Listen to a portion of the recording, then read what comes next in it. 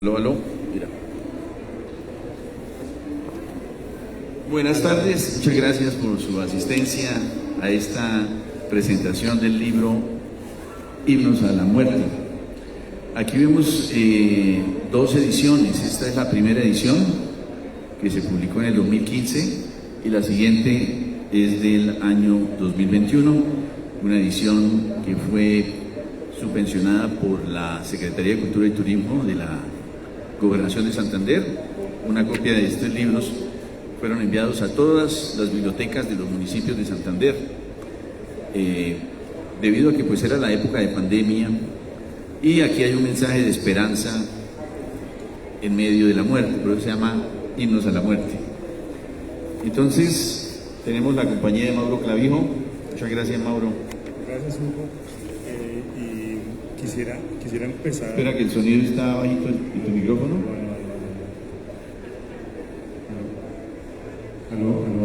Ok. Bueno, quisiera empezar leyendo un fragmento de este libro. Pero espera, que no se te oye casi. ¿Puedes subir un poquito? ¿Sí lo oyen? Listo. Ok. Bueno, dice así. Tu partida inesperada es mi partida. ¿A dónde has ido? Tus brazos, tus respuestas aún regresan. Yo quiero dejarlo ahí. Este es un libro de poesías, Himnos a la Muerte. Y Hugo, quisiera que nos contaras qué te inspiraste para escribir este bello y voluminoso libro. Gracias, Mauro. Sí, realmente fue la muerte de mi hermana de 2 añitos cuando yo tenía 10 años. Fue una experiencia muy dolorosa, pero también que me obligó a reflexionar acerca de a dónde vamos, qué somos, para qué nosotros existimos, ¿verdad? Y por eso dice versos como: ¿a qué viniste, Cristina? A padecer al caso del universo.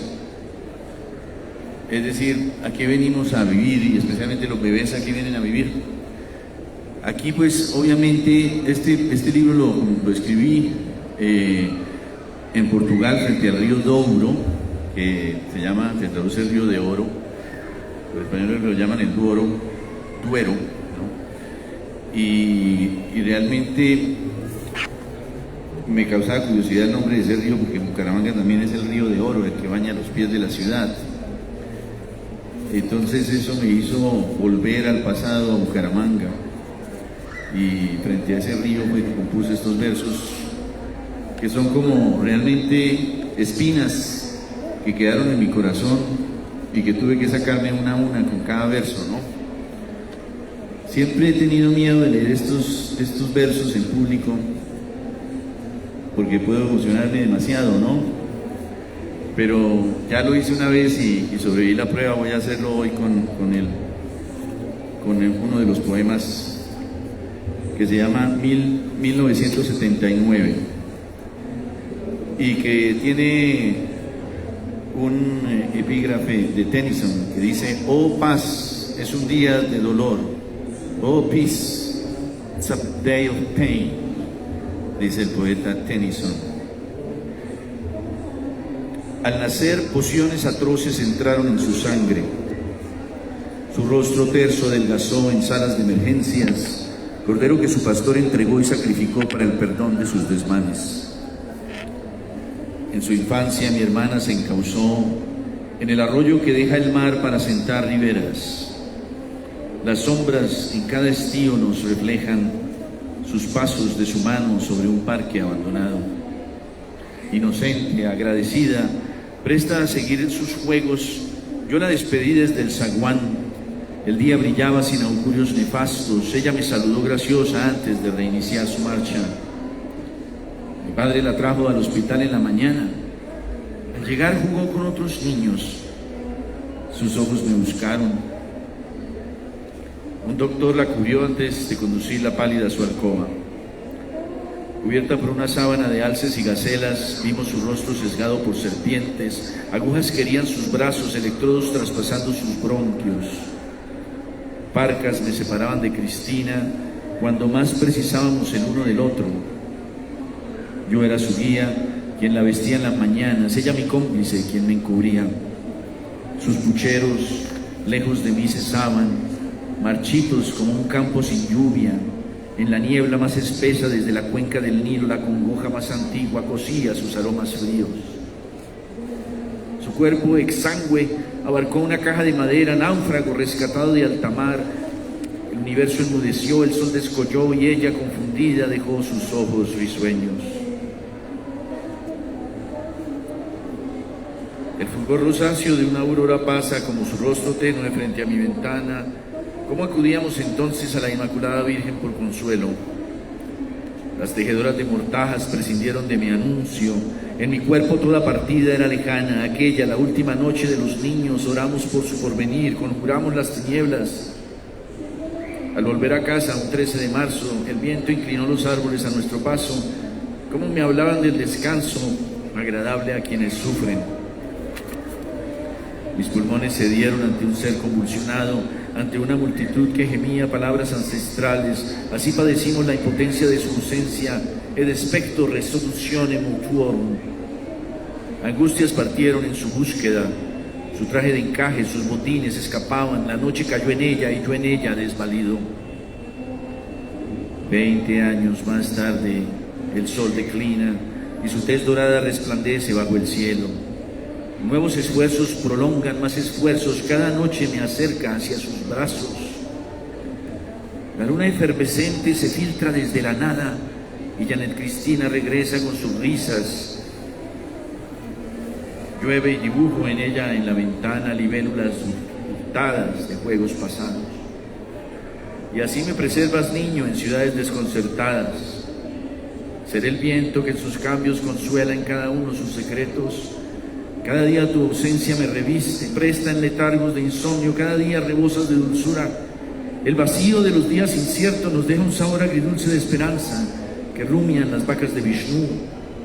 Nadie perece hasta que su bien amado muere. Hermoso, hermoso realmente. Quiero contarles que Hugo es santanderiano.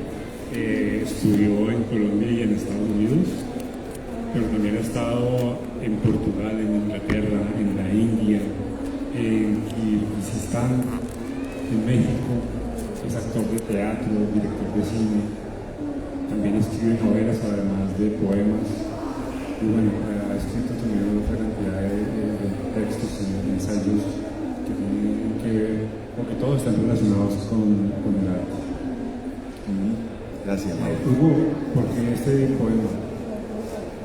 Bueno, pues realmente quería plasmar esos recuerdos, como te comenté, era representar aquella noche de angustia en que ciertamente oramos con mi hermana para que la nena no muriera, ¿no? Y bueno, no siempre uno puede con oraciones doblegar el universo, como dice Shakespeare, en la tempestad, ¿no? Que la oración todo lo vence y todo lo conmueve. En ese entonces no ocurrió, y yo creo que de eso se trata precisamente la oración, a diferencia de la magia. Leía en un libro de antropología, la magia espera resultados mediante fórmulas, mediante conjuros, mediante sacrificios. La oración solo espera la voluntad divina y se somete a esa voluntad. Entonces, en cierta manera, no es trágico, a pesar de la impotencia que sentimos, surge la reconciliación con la oración, ¿no? Por ejemplo, esta que le gusta mucho a mi esposa, de este poemario a mi hermana, que se llama Manitas para palpitar, y tiene una cita de Coleridge. Vivía en Inglaterra cuando terminé de corregir este libro, y leía mucho a los poetas ingleses, que es una gran nación de poetas, ¿no? Dice Coleridge: pues mientras tus días son días de congoja, tú en paz, durmiendo en silencio, en algún mundo desconocido, inmóvil, remoto. Coleridge, que tomaba opio, tenía visiones, en ese entonces decía que veía espíritus, ¿no? Muy popular en el siglo XVIII en Inglaterra, a principios del XIX. Entonces el poema dice: A la mañana siguiente desperté abatido por una pesadilla en que morías. Me levanté y encontré tu habitación vacía.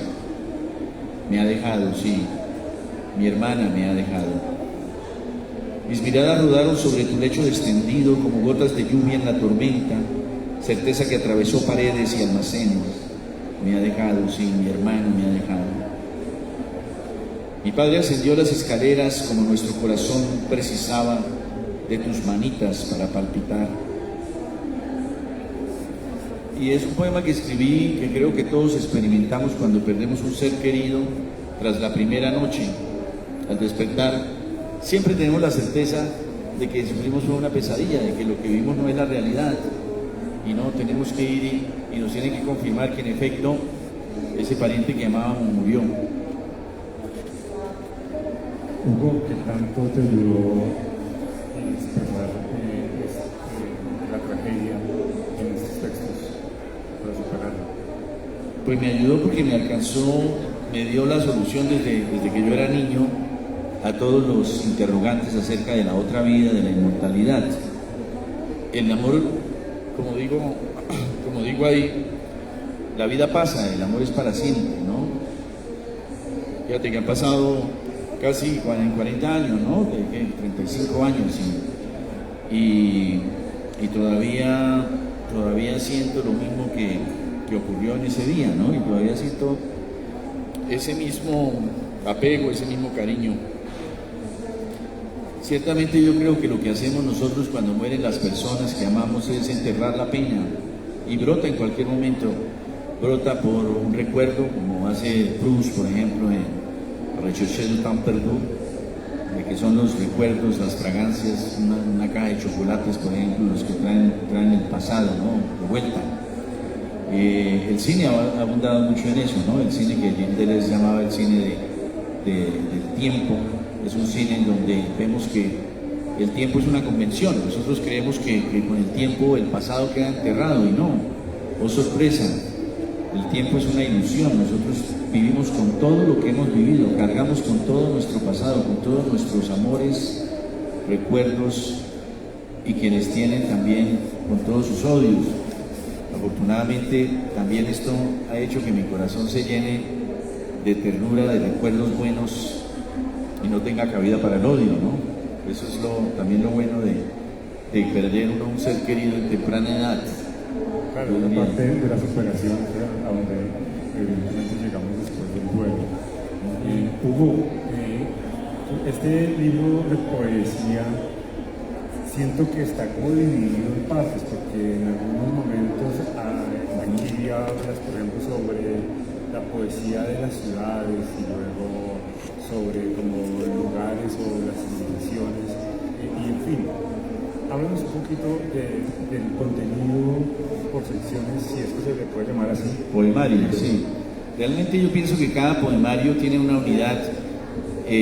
Uno escribe poemas, por ejemplo, como decían algunos maestros de literatura, la manera de olvidar una pena es escribir unos poemas a esa mujer que se va, o a una experiencia que uno tuvo, ¿no? Y después ya pasa uno a la página, es decir, ya como que todo lo que sentía lo expresado. Entonces, el caso de Sobre las playas griegas, por ejemplo, es un retablo de mi temprana juventud, de los amores de la temprana juventud, novias, amores esporádicos, amigas de las cuales me enamoré. Siempre creía que yo era una persona de una sola, que tenía una sola mujer, ¿no? Pero la vida en sus viajes te va dando a uno la oportunidad de conocer otras mujeres, otros amores, ¿no? Realmente todos estos poemas son a mujeres que conocí y que amé de una forma u otra, algunas con dolor, otras con alegría, pero relaciones que se fueron, ya sea por la distancia, por los viajes, o porque no funcionaron simplemente. Por ejemplo, tomemos una de como Perséfone, por ejemplo, que tiene como epígrafe, obedezcamos a la oscura noche de Homero. Perséfone, ¿no? No, señora, tampoco estuve allí, ni mi sangre corrió por los campos elíseos. Solo un beso arrancado de la lluvia permanece velando esta quietud. La ciudad era destruida, el campo aniquilado, el firmamento. Apresurados cavilamos a lo largo de mausoleos, catatumbas. Presas de la revolución confusa, el invierno saería, el ruiseñor moría, y los dos ya juntos trocamos un plato de lentejas al amparo de otra madrugada.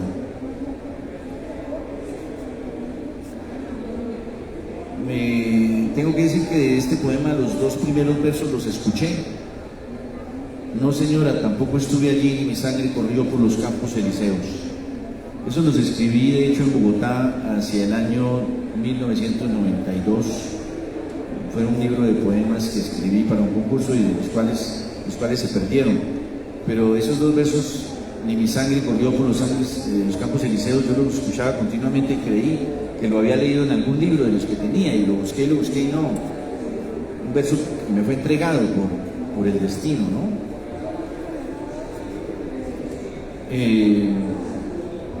Afrodita, por ejemplo, que está en el documental que mi esposa, estamos mostrando, que se llama La increíble historia de dos poetas enamorados que publicaron 31 libros en pandemia, que ustedes pueden ver en YouTube.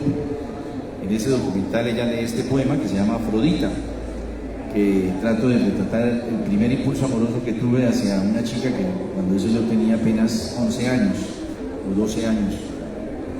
Sobre el patio de tu casa escuché tu canto, entreví tu encanto. Yo jugaba sobre la acera opuesta bajo la sombra de un almendro. Te observé y quise acompañarte en cada temblor, en cada aurora. Fue mágico, ¿no? Yo creo que el primer enamoramiento que uno tiene es mágico, nunca se olvida, ¿no? Totalmente. Es otra cosa lo que uno quisiera. Si tienes alguna pregunta, con muchísimo gusto nos pueden interrumpir en cualquier momento. Sí. Bueno, al final, vale, muy bien. Okay, de acuerdo. Bueno, digamos que estos poemas, sí, son muy personales. Hay que decir que el más popular de todos que publicaron de este poemario en Argentina, que ya he leído también en ese documental, se lee, es el de Eurídice, está acá, no, es el de Dafne. A través de un marco de vidrios dislocados, tu pluma recorrió los cuartos, tu armario enmohecido, tus tejidos. Bueno, lo pueden ver, escuchar en el documental. Quisiera leer otro que nunca he leído, por ejemplo, que se llama Eurídice. Los cobardes prueban la muerte muchas veces, los valientes una, dice William Shakespeare. Y dice: al alba desde mi ventana, transeúntes etruscos caminaban, mi inmovilidad, paréntesis de muerte, los inquietaba. Aquí perduramos 11 años. Si la adversidad nos escinde, tú proseguirás en Antioquía, yo retornaré a la cima de los Alpes. Sobre las aguas del lago Como, ondas distorsionaban tu reflejo. Años atrás desanduvimos vinos, tú mi lanza, mi adarga, mi guarida.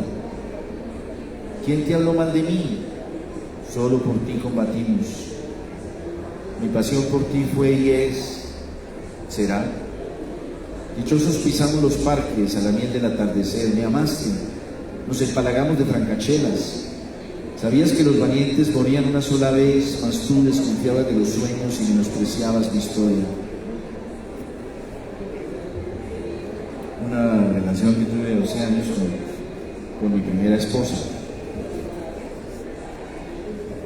El título es muy propicio porque nos permite de alguna manera también deshacernos de esos lazos que posiblemente permanecen ahí ligados a seres queridos y que ya no están.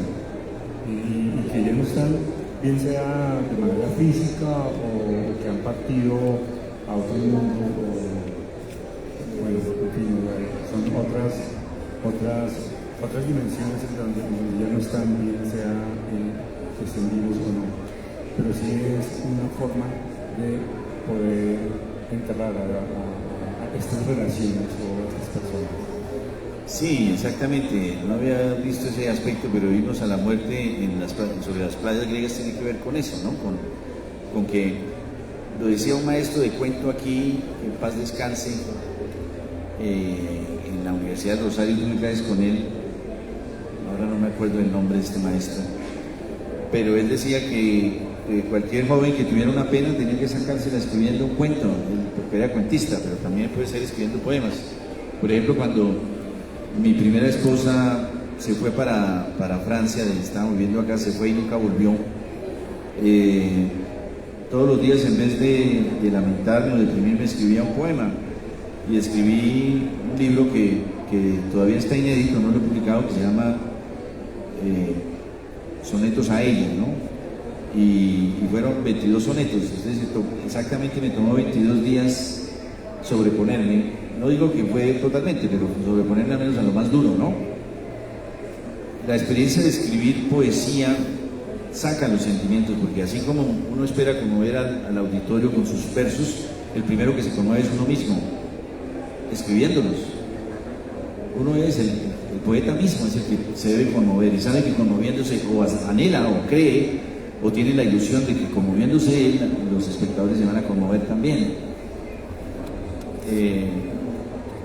No sé si nos quieras leer ahora alguno de tus poemas sobre una de las ciudades, uno de los lugares que me parece también fabuloso, porque tienes poemas a Bogotá, a Filadelfia, sí. Filadelfia, Nueva York, Chicago, exacto.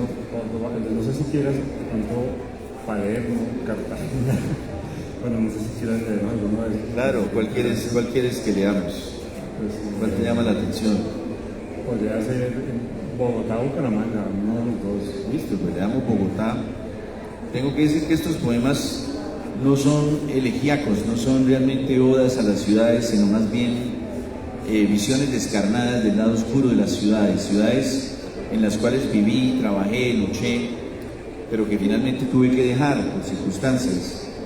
Es algo típico de los viajeros. Cuando nosotros viajamos, el viajero no viaja pensando en que va a viajar próximamente, sino que viaja para quedarse, ¿no?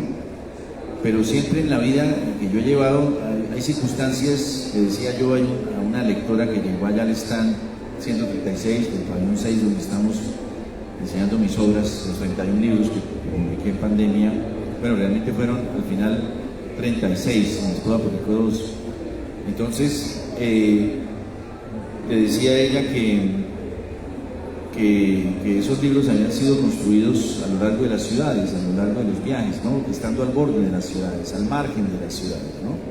Entonces dice, Bogotá tiene un epígrafo de G. Herbert. ¿Qué es este mundo agobiado, esta carne, esta bebida?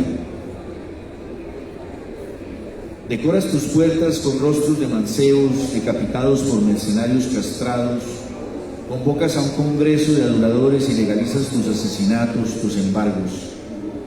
Envías a un bufón a litigar contra mi casa y nos envías a la oscuridad de países serenos, desalojado al flujo de un paraje añorado. Acogemos las furias dispersas de parientes lejanos, salmodias indolentes animan tus juergas, cortejo fúnebre de plañideras ebrias, vigilas la prosperidad de un Tebas y desatiendes el comercio en tus murallas. Proteges el antojo de una imposición geográfica y ejecutas en tu útero a tus bestias. Mas el polvo que te crea jamás muere, solo se deshace como un cadáver vacilante. Se me antoja incluso hasta político. Bueno. Exactamente, ahí expreso la ira que tengo yo como provinciano. Yo soy de Bucaramanga y nosotros en la provincia, como también he estado en Sincelejo viviendo, sentimos impotencia cuando nos lanzan una orden de Bogotá. No podemos discutir, aquí no hay democracia realmente, ¿no? No es esa acción comunicativa de que habla Habermas, de que realmente todas las personas del país pueden participar, ¿no? Nosotros vivimos en un centralismo, y es un centralismo horroroso, porque nos imponen leyes aquí desde Bogotá. Todo se fragua en Bogotá, ¿no? Todos los centros están acá en Bogotá. Todos los arreglos se hacen detrás de bambalina. Vemos videos donde salen los políticos reuniéndose en conjuntos residenciales. y de las promesas qué, ¿sí? Es más, los gobernadores, los alcaldes tienen que estar supeditados a la voluntad del presidente, ¿no? Si es que alguno de ellos cae en desgracia con el presidente aquí en la capital, pues no tiene el cheque, simplemente hay menos recursos. Y el ejemplo es que, por ejemplo, nosotros en Santander teníamos Barrancabermeja, era gobernado parte de Santander, siempre Ecopetrol fue de santanderianos. Cuando se fundó estaba estipulado que siempre sería una administración de santanderianos. ¿Cuántos santanderianos hay ahora en Ecopetrol? Ninguno, en la junta directiva. Todos son o bogotanos o paisas. Y esto es porque precisamente con el cuentito de Uribe se ha creado un ping-pong político entre Bogotá y Medellín, y el resto qué, ¿no? Obviamente la costa es muy rica, porque la costa tiene muchos recursos y todo entra por la costa, los barcos, ¿verdad? Pero ¿qué pasa con Bucaramanga, que es una tierra tan árida, tan desértica, que toca trabajarla tan duro? Bueno, todo eso se expresaba ahí. Totalmente, sí, es increíble. Todo lo que nos puede hacer pensar y reflexionar con un simple poema es maravilloso. No sé si quieras leernos otro poema. Claro, con gusto. Por ejemplo, ¿quieres de las ciudades? Las ciudades todas tienen ese tinte de crítica. Mire, ¿te parece si miramos una extranjera? Claro, a ver, ¿qué ciudad te llama la atención? Cualquiera de las de fuera. De pronto Nueva York es como la más...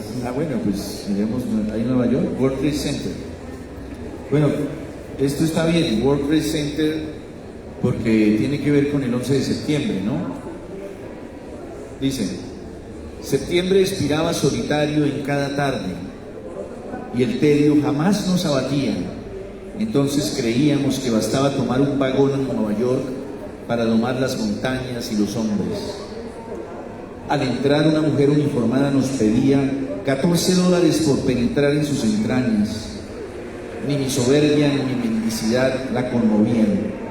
Aún desempleados debíamos alcanzar su cima. En su ascensor, el más veloz, también reímos. Y juntos caminábamos sobre esos tejados concurridos bajo un cielo despejado, supremo, ficticio. Aviones y botes alcanzaban sus amplias avenidas, torres de Babel, cumbre de todas las naciones, albergue de indocumentados o exiliados, la jerarquía de una lengua, un credo, un espejismo. Y aún así, tan minúsculas bajo ese cielo impredecible, compartimos una hora contigo, quizás menos, y enviamos tus postales, tus mensajes parcos. Una estatua de sal sucumbía inmóvil sobre el mar, aislada, junto con otros herejes que ensalzamos. Estupendo. Pues digamos, lo que sería, digamos, novedoso ahí es la Estatua de la Libertad, que es una estatua de sal, ¿no? Si hay algo que se me asemeje a mí a la Estatua de la Libertad, es la imagen de la mujer de Lot que se voltea y queda convertida en sal, ¿no? Porque esa Estatua de la Libertad es hermosa y la adoramos, pero es una ilusión, ¿no? Es la ilusión de una libertad que realmente no se vive y no se respira. Si hay una sociedad donde uno viva totalmente cohibido y asustado de cometer una imprudencia o un error en Estados Unidos. O sea que podríamos decir que la libertad no es tal, y más bien lo que nos sugiere el texto es más bien algo completamente bajo. Pues es que en Estados Unidos el peor insulto es "you are a loser", tú eres un perdedor, ¿sí? Estados Unidos, la ideología desde los niños es que uno debe triunfar en la vida y debe llegar a ser un Bill Gates, debe ser por eso existen esos Bill Gates, por eso existe Tesla, Elon Musk, ¿no? Todos estos grandes líderes empresarios que han triunfado demuestran que el sueño americano es posible. El verdadero sueño americano no es la vida agradable con dinero, no, ese es el pequeñito sueño.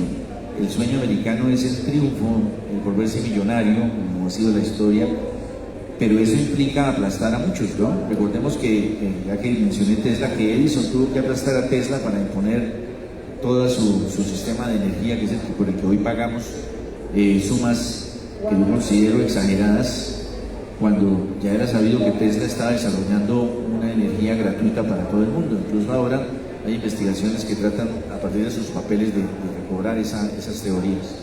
Incluso la promiscuidad, porque la ética que pueda construir una persona en cualquier otra parte de Latinoamérica, por ejemplo, que hay muchos migrantes en Estados Unidos, tienen que despojarse de su ética o de su cultura y abrazar otra completamente ajena.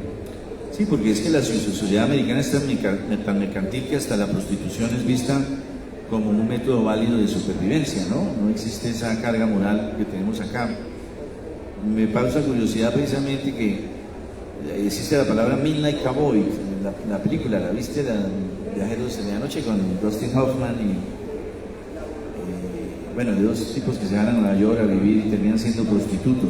Bueno, él, el principal, que es John Boyd, ¿no? El papá de Angelina Jolie, ¿cómo se llama?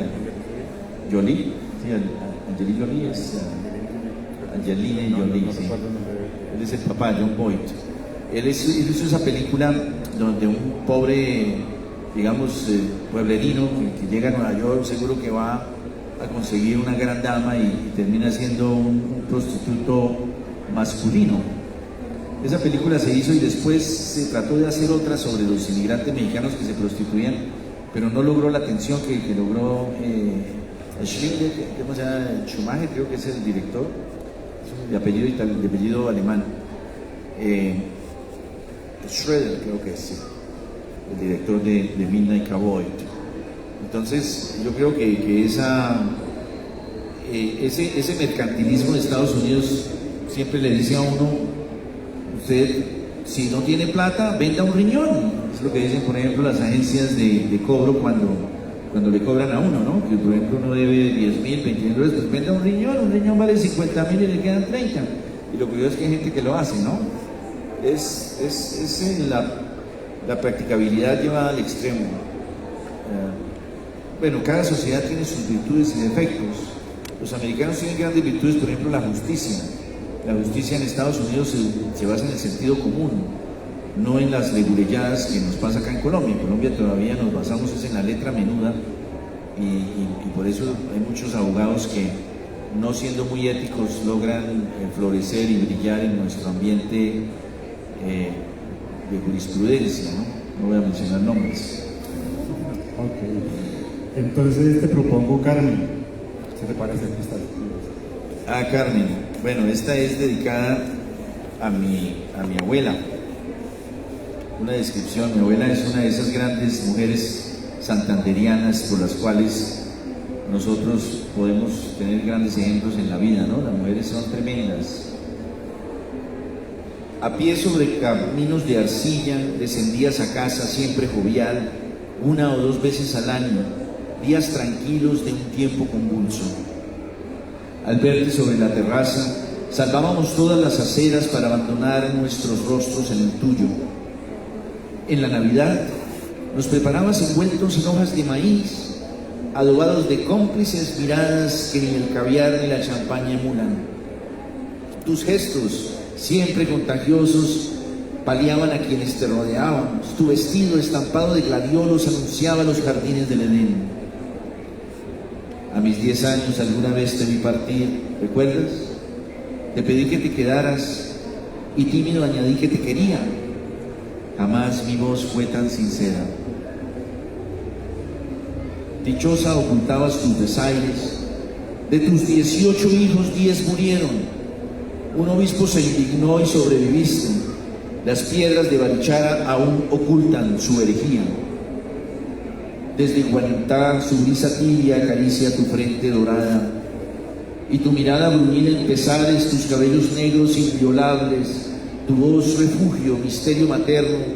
Sufriste sin lamentar ser madre jamás.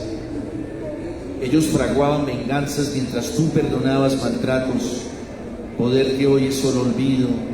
Ningún rencor ensombrecerá tu gesto. Compadecida de conocidos y extraños, prolongaste tu himeneo por tus hijas, profesoras que educaron y engendraron para comprender sin ser comprendidas. Hoy escribes desde el más allá, te he visto, en un palacio de marfil y de turquesa, A menudo un diálogo contigo, tus guiños me apartan del dolor o del tedio.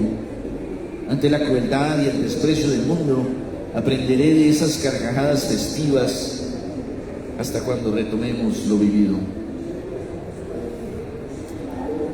Siento que hay una intención en esta poesía muy diferente a lo que generalmente se suele comentar sobre la mujer santanderiana. Cierto, porque hay muchos estereotipos. El caso de mi abuela es único porque tuvo 18 hijos y mi abuelo la golpeaba siempre cuando llegaba borracho y le hizo abortar 10 veces. Y todos los años quedaba embarazada hasta que la noticia cundió por toda la región y el obispo mismo llegó, y a pesar de que la ley colombiana prohibía en ese entonces cortar las trompas de falopio a las mujeres, él dio la orden en el hospital para que lo hicieran, él mismo, el mismo obispo. Lo podían haber acusado a la curia, podía haber perdido la tiara incluso por haber hecho eso, pero lo hizo por lógica. Y le dijo, no, usted no se puede arriesgar a que se muera teniendo ya 8 hijos vivos, tiene que vivir por esos 8. No esperemos a que venga el 19 y vuelva y lo pierda. Entonces la operaron, y eso pues es una de las cosas secretas que no se saben. Ocurrió en San Gil, en el hospital de San Gil, y fue con la mayor cobertura de los medios y de todo, porque si eso hubiera salido hubiera sido un escándalo nacional, ¿no? Obispo permite por primera vez en contra del Papa que una mujer sea cortada de las trompas de falopio. Pero no solo eso, sino que ella sufrió mucho, perdió lo que tenía porque mi abuelo se lo gastó en mujeres, y nunca la vi triste o llorar, ¿no? Y siempre fue compasiva con todo el mundo que llegaba a pedirle ayuda. Ella le daba lo que tenía, y la gente se peleaba a la compañía de ella porque era muy chistosa. Se sentaba y no hacía sino echar chistes de todo y reía. O sea, es una dicha eterna. Yo siempre dije en la elegía de ella que se la escribí, bueno, mi mamá la pronunció, ella la escribió, yo se la corregí, pero agregué el párrafo de que siempre la recordaremos con alegría. Fíjate que ahora hablo de ella y la recordamos con alegría, ¿no? A pesar de que yo no conocía a nadie que sufriera tanto como ella, no he conocido a nadie, ¿no? Sí, es bien interesante ver que de todas maneras estos himnos a la muerte también nos entregan algo de alegría, ¿no? O sea, no es para tampoco cortarse las venas, sino la intención es también devolvernos algo de alegría, de esperanza, pues para poder sobrellevar la sociedad que es bien difícil, porque no solamente pues que compartes con nosotros es algo muy recurrente en nuestra sociedad colombiana. Lo que pasa es que evidentemente no todo el mundo tiene la misma fortaleza de poderlo expresar y de poderlo comentar con tranquilidad. Sí, es cierto, realmente hay mucha injusticia, hay mucho maltrato de las mujeres en nuestra sociedad todavía, y siempre se está esperando, especialmente hoy en día, que sean las mismas mujeres los que hablen de ello, ¿no? Pero ¿por qué no, en el caso mío, pues hablar basado en lo que me hablan, ¿no? Hugo, aquí vi algunos poemas que siento que tienen alguna relación con algunos de tus obras de teatro. Ah, sí, ¿cuál te pareció? Me pareció muchísimo bueno, es que también, por ejemplo, en Andrómeda, sí, puede ser, claro. Tienes también aquí, tú en las obras usas algunos nombres, en las obras también usas algunos nombres de personajes mitológicos, por ejemplo, como Electra, por ejemplo, Medea. Claro. Medea me recordó a Medea Bogotá. Medea Bacatá, sí. Medea Bacatá. Exactamente. Sí, es una obra de teatro que representamos allá en la Casa Actores. Tú la grabaste muy bien, quedó muy excelente grabado. Los invito a que la vean en YouTube, se llama Medea Bacatá, y es una tragedia al estilo griego adaptada a la realidad de la violencia bogotana, pues acá de Crónica Roja. ¿Qué tanto hay entre Medea, entre esta Medea y Medea Bacatá? ¿Qué tanto hay unión ahí? ¿La tienes ahí? A ver, permíteme. A ver, Medea, página 48, 47. Pues, la verdad, cuando escribí esto no estaba pensando en la Medea Bacatá, ¿no? Vamos a ver qué dice. Hoy cuando recobro mis fuerzas, te entregas a mi cuerpo vergonzoso. Hoy cuando la primavera avanza, secando esos arroyos imprevistos, me escribes en tinta de luna que nos amamos bajo la tormenta, que prescindíamos de compromisos, que nuestra despedida era ilusoria. Mas nuestro amor acaba, amado mío, con tu silencio ante el alférez para quien era extranjera, criatura con iguales derechos a los de un desquiciado o un menor de edad. Y si surcamos océanos furiosos de rectores, decanos, directores, peritos en actas de nacimiento, condenados a simular sabiduría, los hijos de tu indolencia serán reflejos de tu piel bronceada. Pues es una versión moderna que tiene que ver más con el sentimiento de Medea.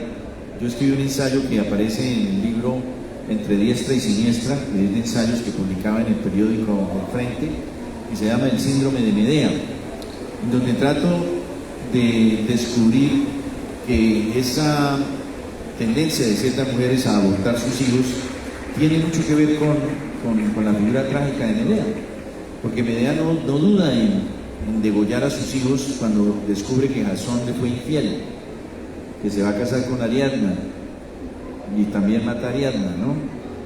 Y yo siento que las mujeres, cuando tienen un desengaño amoroso, tienen esa tendencia a destruirlo todo, toda la relación, ¿no? Es decir, se vuelve odio y muchas veces hemos visto en la prensa que muchos de esos abortos son precisamente para lastimar al padre, una venganza, ¿no? Digo que el sentimiento de ira también es común, incluso en los hombres también. Sí, claro, también puede pasar. De hecho, es que tristemente llevamos... Hay hombres que matan a los hijos también, ¿cierto? Creo que hay que mirar también que la visión que tengo es que todo es común.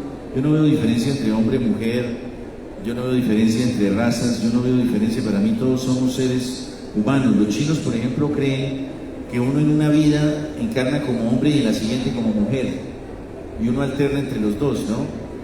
Tienen esa visión. Entonces yo no... Lo que pasa es que también cuando llegué a Estados Unidos, y eso me sorprendió, llegué a la Universidad de Temple, donde mis compañeras casi todas eran lesbianas, varios eran homosexuales, también habían heterosexuales, sí, yo era heterosexual oficialmente allá en Temple University, ¿no? Bueno, no oficialmente, de hecho, pues los comentarios cuando comencé a llegar era, no, a mí no me importa tener una relación con hombre o mujer desde que sea alguien que me agrade. Eso lo decían, o sea, eso era común en toda la universidad y creo que en Estados Unidos o en las universidades, eso hablan de los años 90. Entonces yo también asimilé ese credo, no le veía ninguna diferencia. Entonces, porque también los poetas creemos que, como tú dices, si ves que la tendencia puede ser no solo de hombre sino de mujer, ¿no? Todas las pasiones humanas son iguales, nadie puede tener otra mejor, pero con la mujer hay algo más, ¿no? Que una mujer, un hombre furioso, y se han hecho experimentos sociales ahora, un hombre furioso, la gente lo para, pero una mujer furiosa nadie la para, ¿no? Una mujer furiosa causa respeto, precisamente porque pues, es considerado el sexo débil, ¿no? Tradicionalmente se considera. Entonces hay cierto más de respeto hacia las pasiones de las mujeres que hacia las de los hombres también, yo creo, ¿no? Eso se ha mostrado en videos como para criticar que hay indiferencia, pero yo creo que no tiene que ver con la indiferencia hacia el sexo masculino, sino que tiene que ver más con el respeto que tenemos hacia la figura matriarcal de las mujeres. Recordemos que antes las mujeres eran las que dominaban el mundo porque los hombres les atribuían el secreto de la maternidad. Si eso es así, ¿por qué consideras, y chévere que surja ese tema, por qué consideras que hay tanto crimen contra la mujer? Porque es débil, precisamente.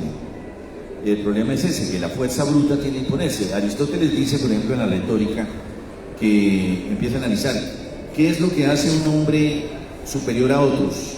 Y lo primero que dice, el físico. Un hombre alto y corpulento inspira respeto.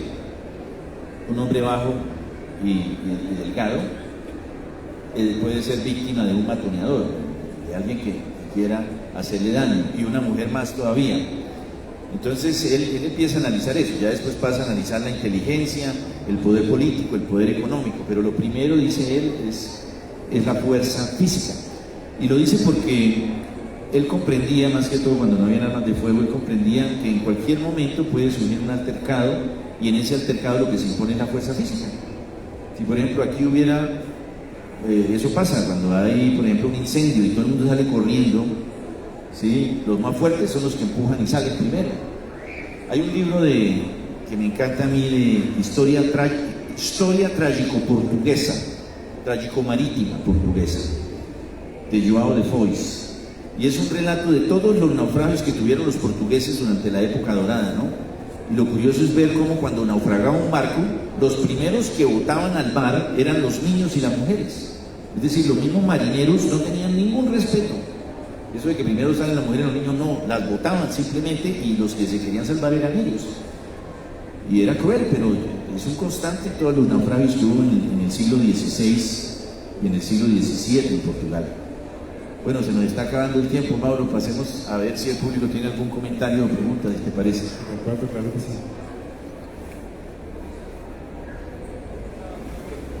Sí.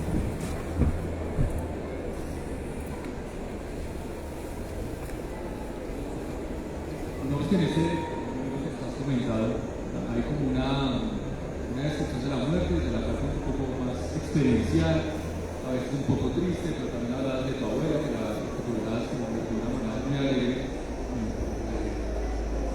No había una posibilidad desde tu punto de vista de la muerte, yo sé que va a ser algo absurdo, desde la parte cómica también se podría hablar, se podría encontrar en un poema, desde la parte cómica que yo sé que no es muy común, pero yo creo que la muerte también tiene ese aspecto, no solamente de tristeza, de tragedia, de alegría, como dice que ya está, digamos así, mejor, no muerto, sino que vive en otro plano, que se recuerda de algún motivo, pero también de la parte cómica, de la muerte que también se está retomando en nuestro contexto colombiano, que a la tragedia de todos los días de muertos también se ve algo común. Claro, sí, desde luego. De hecho, he abordado esos temas en obras de teatro. Hay una obra de teatro que se llama El Botín, que es de un tipo que está muerto y resucita. Y todo el mundo asombrado, es un arremedador, es un ovni, no, es un fantasma. Y el tipo, no, resucité, no entiendo por qué. Y entonces lo quieren volver a matar y la gente se ríe. Esa obra la representamos tanto en Bogotá, aquí en el Teatro Bernardo Romero Lozano, como en Sincelejo. También existe otra obra que se llama Los Lagartos, de un periodista que empieza a la corte de lagartos: si ustedes no me dan otro apartamento, yo lo voy a denunciar. Llegan y lo matan. ¿Quién lo mató? No, fue la estatua, dicen todos, ¿no? Y lo ignoran. Esa escena es un poco, digamos, de humor negro, pero cuando le presenté la obra de teatro a un teatro, en el Teatro de la Comedia en Querétaro, el señor estaba horrorizado de ver esa crueldad, ¿no? Ese humor negro. Ciertamente la muerte nos da también para la risa. Pero yo creo que todos somos inmortales, y no lo digo por el futuro, lo digo por el presente. En estos momentos tú tienes una sensación de inmortalidad, de eternidad, diría Borges. Nosotros sentimos que somos continuos, también decía Descartes, de un segundo a otro, somos los mismos. Y los hindúes abundan en eso, nosotros vivimos en la eternidad. No podemos, hablamos de la muerte porque otras personas se mueren, pero no podemos hablar de nuestra muerte, no la hemos experimentado nunca realmente, ¿no? Se nos acabó el tiempo, Hugo. Listo. No sé si tú alguien tenga alguna última pregunta. ¿Tú quieres hablar? Sí. Ok, Bueno, muy bien. bueno, muchísimas gracias. Los esperamos en el stand. Queda el libro. Ok. El libro, este libro, que es la primera edición, vale apenas 30,000 pesos. Este, que es la segunda edición ya de Amazon, vale 60,000 pesos. Desde luego traje el más económico, en caso de que quieran tener una copia. Bueno, muchas gracias a ustedes.